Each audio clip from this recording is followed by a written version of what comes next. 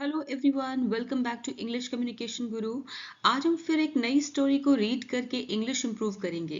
Video के last में आपके लिए एक छोटी सी एक्सरसाइज है, उसे ज़रूर सॉल्व कीजिएगा। इससे आज हम जो भी सीखेंगे उसकी अच्छे से प्रैक्टिस हो जाएगी। So let's get started.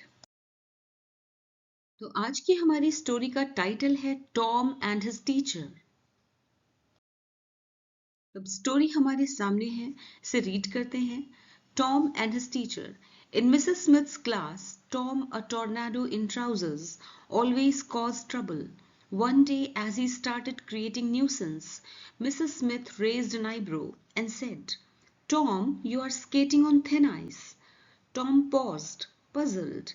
Mrs. Smith continued, But if you keep this up, you will end up in hot waters. Now let's see the vocabulary. चलिए अब vocabulary देखते हैं। तो सबसे पहला जो हाईलाइटेड वर्ड हमारे सामने आ रहा है वो है टॉर्नेडो, विच मीन्स बवंडर। नेक्स्ट वर्ड है ट्राउजर्स, मीन्स पतलून, pants. Next trouble, which means परेशानी। नेक्स्ट न्यूसेंस, विच मीन्स उपद्रव। Raised an eyebrow, which means भौवें उठाई। Next skating on thin ice, ये एक इडियम है जिसका मतलब है कोई खतरनाक काम करना। नेक्स्ट paused, which means रुका। puzzled, which means हैरान हुआ। next continued, which means जारी रखा। next keep this up, इसे बनाए रखना। next end up in hot waters, ये भी एक इडियम है जिसका मतलब है मुश्किल में पड़ जाना। अब चलिए स्टोरी को एनालाइज करते हैं with the help of this vocabulary. In Mrs. Smith's class, Tom, a tornado in trousers. Mrs Smith जो कि एक टीचर हैं, उनकी क्लास में टॉम एक स्टूडेंट है जिसको उन्होंने क्रेज दिया है टॉम अ टॉर्नेडो इन ट्राउजर। राइटर ने कहा है टॉम अ टॉर्नेडो इन ट्राउजर्स मींस पतलून में एक बवंडर, यानी पैंट पहने हुए एक बवंडर। टॉम जो है वो एक पैंट पहने हुए बवंडर है। ऑलवेज कॉज ट्रबल, हमेशा परेशानी उत्पन्न करता था, पैदा करता था। One day as he started creating nuisance, एक दिन जैसे ही, एज मीन्स जैसे ही स्टार्टेड, उसने स्टार्ट किया, उसने शुरू किया, क्रिएटिंग न्यूसेंस, उपद्रव मचाना शुरू किया। Mrs Smith raised an eyebrow, Mrs Smith ने अपनी भवें उठाई, गुस्से में या फिर परेशानी में। एंड सेड, और कहा, Tom you are skating on thin ice, Tom तुम थिन आइस पे स्केटिंग कर रहे हो, यानी कि पतली बर्फ पे स्केटिंग कर रहे हो। इसका मतलब लिटरल मीनिंग तो यही है, लेकिन वैसे इसका मीनिंग है तुम बहुत ही खतरनाक काम कर रहे हो, यानी तुम रिस्क उठा रहे हो। टॉम पॉज्ड, टॉम रुका। पजल्ड, और हैरान हुआ कि उन्होंने ऐसा क्यों कहा। मिसेस स्मिथ यानी उसकी टीचर ने ऐसा क्यों कहा, वो ऐसा क्या खतरनाक काम कर रहा है। Mrs Smith continued, Mrs Smith ने कंटिन्यू किया, जारी रखा अपनी बात को। But if you keep this up, लेकिन अगर तुम ऐसे ही करते रहोगे, अगर तुम ऐसे ही करते रहोगे, यानी ये इसी तरह से शैतानी करते रहोगे, you will end up in hot waters, तुम मुश्किल में पड़ जाओगे, तुम मुश्किल में पड़ जाओगे। चलिए स्टोरी का अगला हिस्सा रीड करते हैं। Tom's classmates giggled and Tom got curious. Mrs. Smith then told a story about a mischievous boy named Harry. He loved to play pranks on others. One day Harry's pranks got him into hazard and he realized the importance of obeying his elders and following rules. अब चलिए vocabulary देखते हैं। पहला word हमारे सामने आ रहा है giggled, which means हंसे। नेक्स्ट क्यूरियस means उत्सुक। mischievous शरारती। to play pranks शरारतें करना। hazard खतरा। realized समझना। importance महत्व। obeying आज्ञा पालन करना। elders बड़े। following अनुसरण करना। rules नियम। अब चलिए स्टोरी को समझते हैं with the help of this vocabulary. Tom's classmates giggled, Tom के क्लासमेट्स यानी सहपाठी हंसे। And Tom got curious means उत्सुक हो गया, और टॉम उत्सुक हो गया ये सुन करके कि उसकी मैम ने, उसकी टीचर ने जो उससे कहा, उसे सुनकर क्यूरियस हो गया, उत्सुक हो गया। Mrs Smith then told a story. तब मिसेस स्मिथ ने एक स्टोरी सुनाई अबाउट अ मिस्चीवियस बॉय, एक शरारती लड़के के बारे में जिसका कि नाम हैरी था। नेम्ड हैरी मीन्स हैरी नाम के एक शरारती लड़के के बारे में स्टोरी सुनाई। He love to play pranks on others, उसे दूसरों पर शरारतें करना बहुत पसंद था।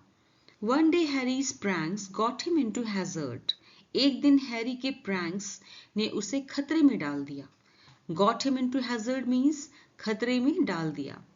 एंड ही रियलाइज्ड, और उसने महसूस किया, उसने समझा द इम्पोर्टेंस ऑफ, महत्व को, ऑफ ओबेइंग हिज एल्डर्स, अपने बड़ों की आज्ञा पालन करने के महत्व को, एंड फॉलोइंग रूल्स, और नियमों का पालन करना। उसने नियमों के पालन करने और अपने बड़ों की बात मानने के महत्व को समझा। अब स्टोरी का लास्ट पार्ट हमारे सामने है। The tale told by Mrs. Smith left an unforgettable impact on Tom's mind. With wit and cleverness, she helped Tom understand. After that, Tom behaved better and became the star student. The lesson we learn here is even when things seem uncontrollable, there's a way to find the solution. अब vocabulary देखते हैं।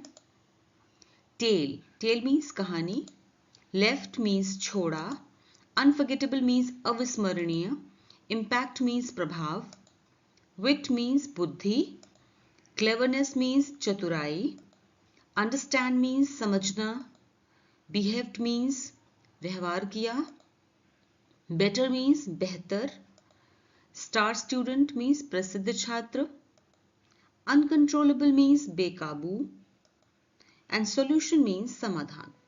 अब इस vocabulary की help से story को समझते हैं।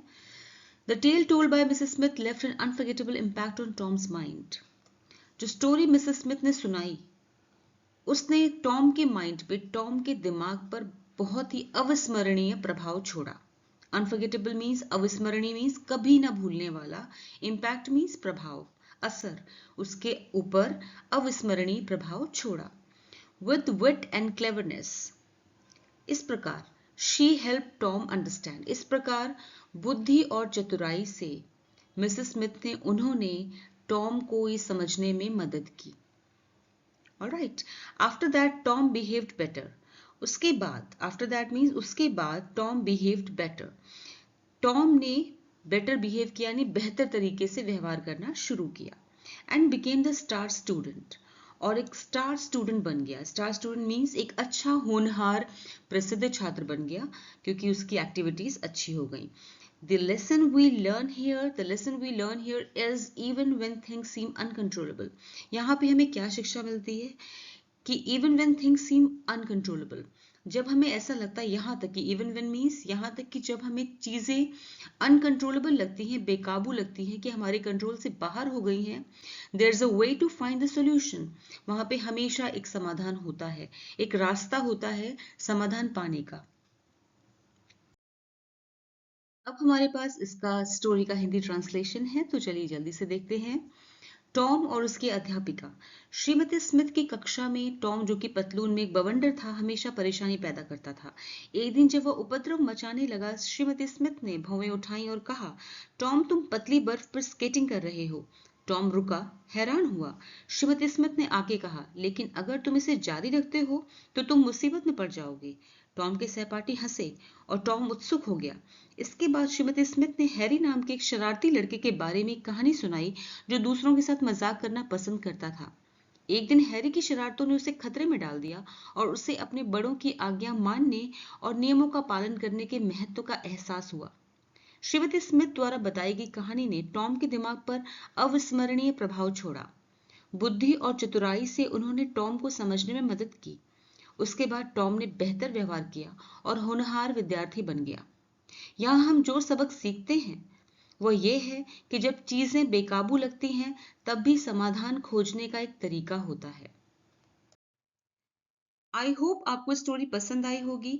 स्टोरी से हमने बहुत सारे वोकैबुलरी वर्ड सीखे, साथ ही 2 इडियम्स भी सीखे, जिनमें से पहला इडियम है to skate on thin ice और दूसरा इडियम है to end up in hot waters.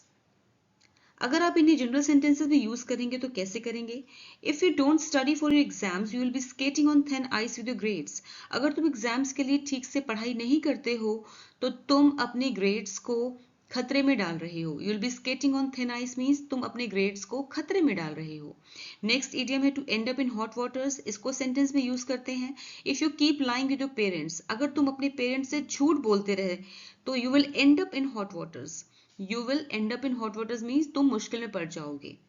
अगर तुम अपने पेरेंट्स से झूठ बोलते रहे तो तुम मुश्किल में पड़ जाओगे। इन इडियम्स को आप भी अपने बनाए सेंटेंसेस में यूज कीजिए और मुझे कमेंट सेक्शन में सेंड करें। इससे आपको इडियम्स अच्छे से याद हो जाएंगे। फिर मिलते हैं आपसे एक और नए वीडियो के साथ। Until then bye bye.